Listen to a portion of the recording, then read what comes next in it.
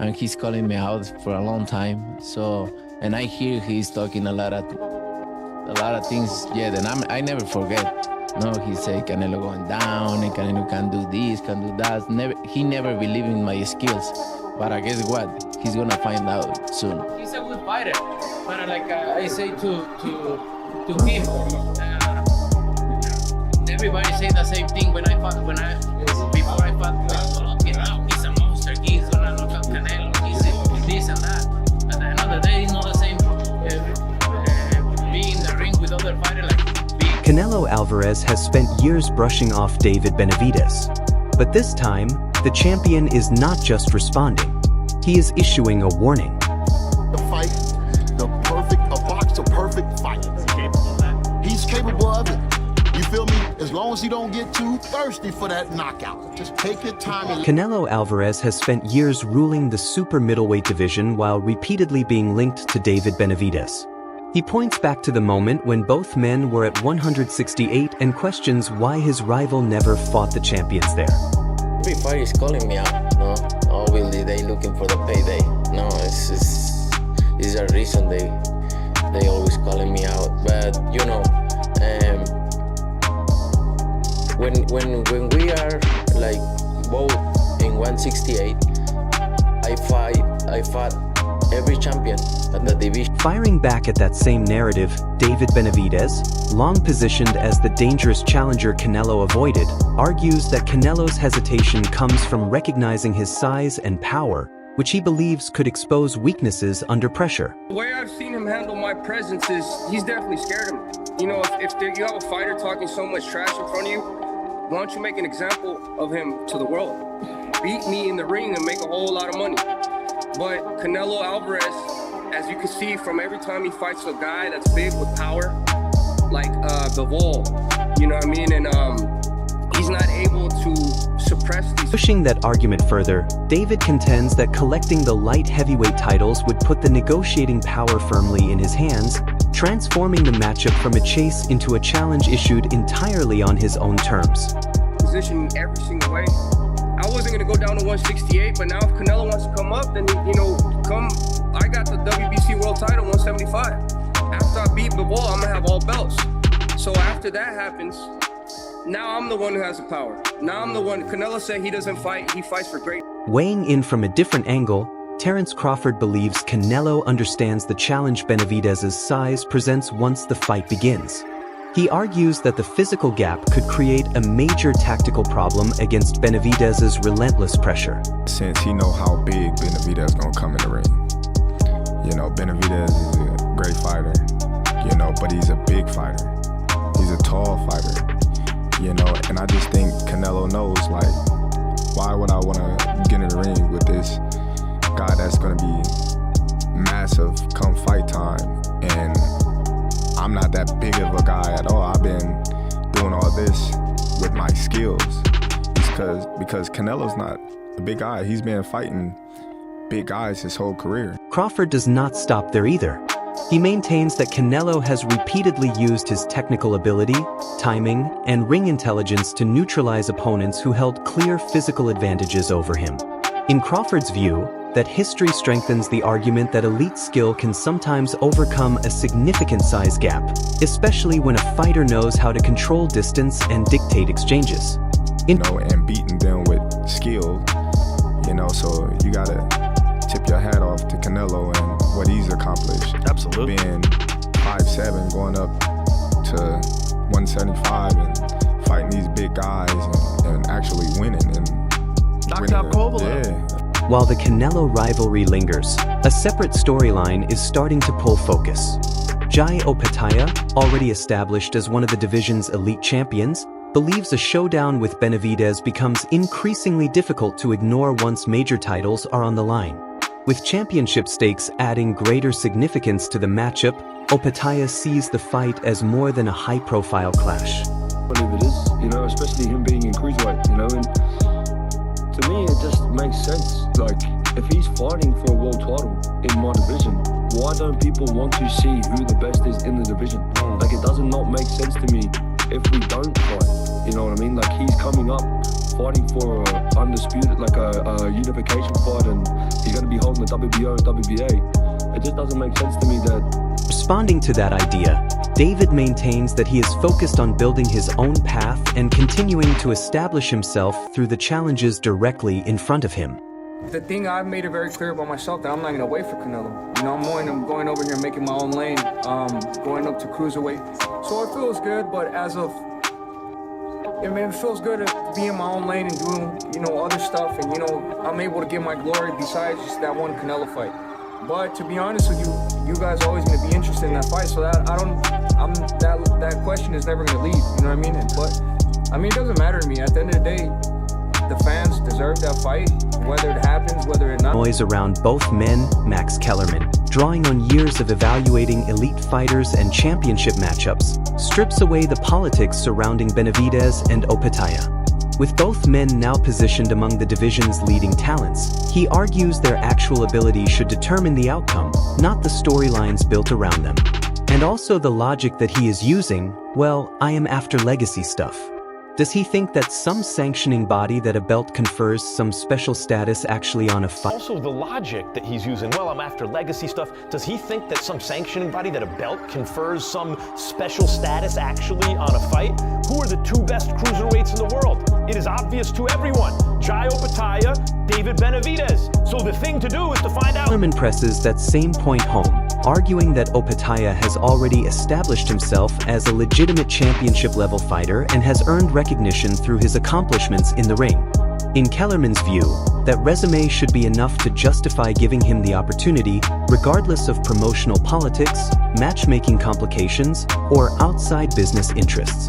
The emphasis remains on what Opetaia has already proven rather than how difficult the fight may be to arrange. Opetaia has the IBF belt. Zuffa belt. He also has the Ring Magazine belt. He is considered the lineal champion, the one and only legitimate cruiserweight champion of the world.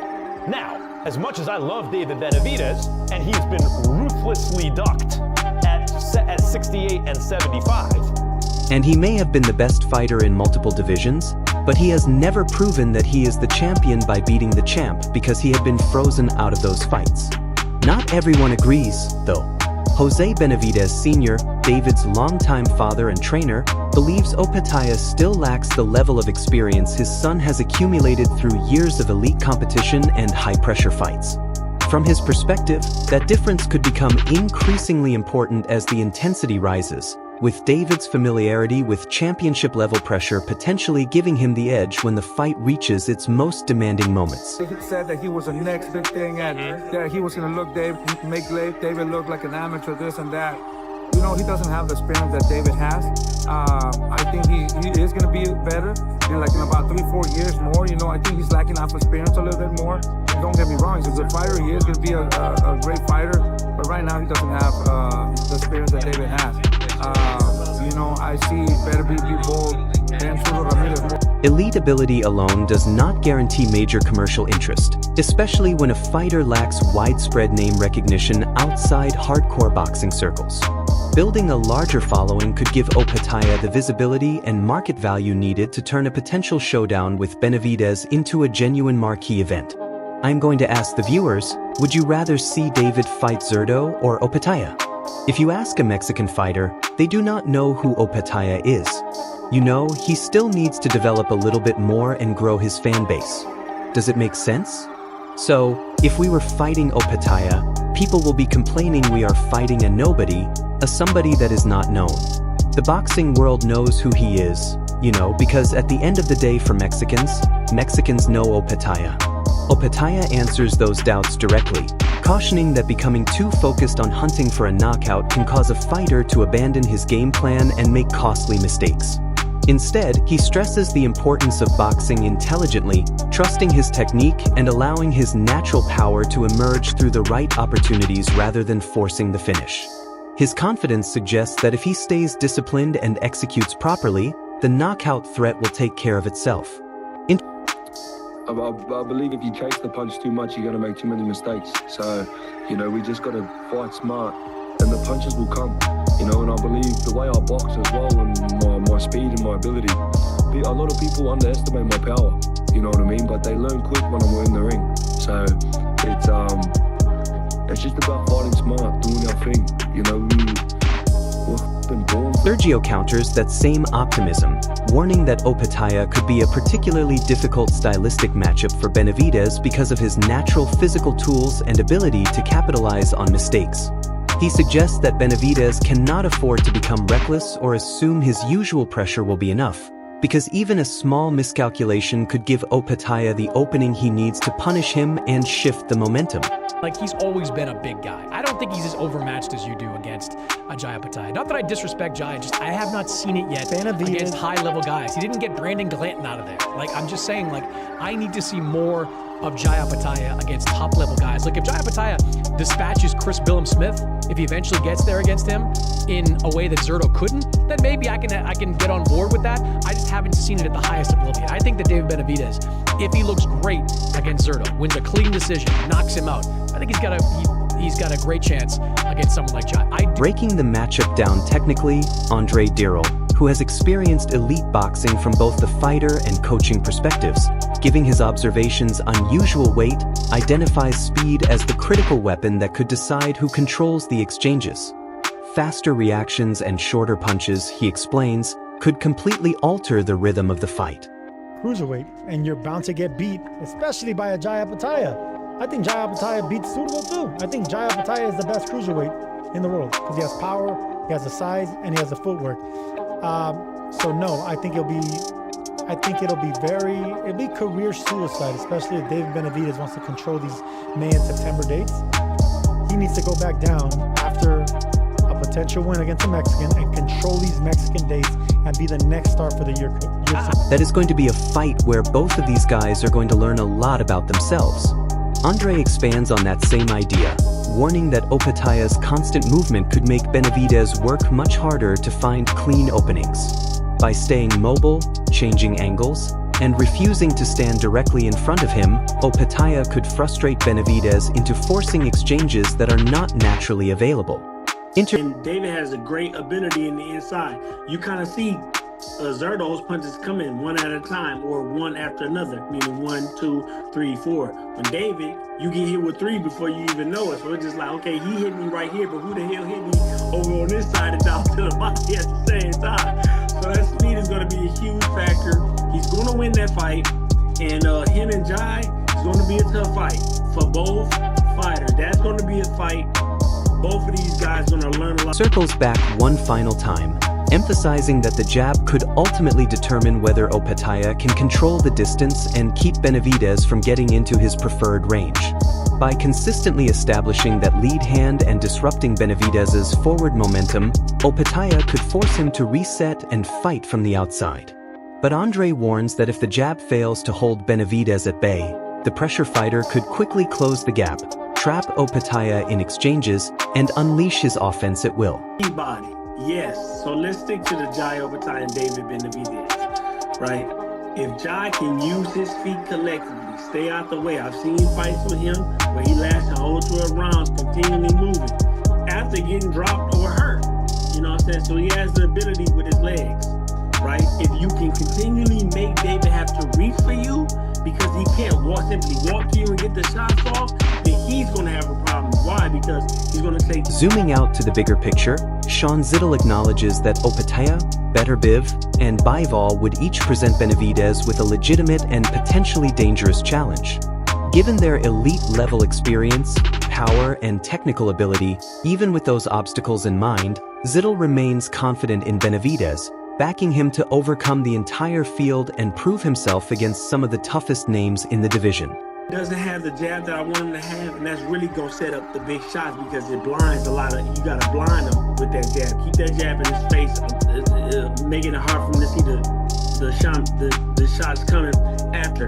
And if you can keep that distance and cause him to have to take chances to land those shots, then David is going to have the problem. So Jai has the feet, he has the ability. He put the right game plan together, he's going to be... Sean does not dismiss Opetaia's threat, though. He assesses him as one of the world's premier cruiserweights, highlighting his athleticism, southpaw stance, footwork, and punching power as reasons he cannot be overlooked. Sean adds that the southpaw angle alone creates problems most of Benavidez's past opponents have not presented, forcing adjustments that could disrupt his usual rhythm early.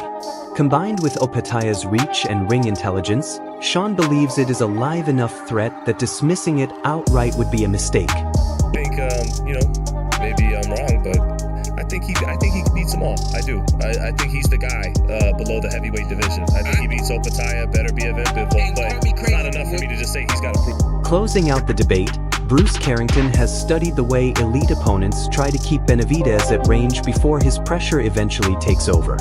He points to previous fights as evidence that Benavidez becomes increasingly dangerous once opponents start slowing down physically, arguing that the middle rounds are where that shift becomes impossible to hide.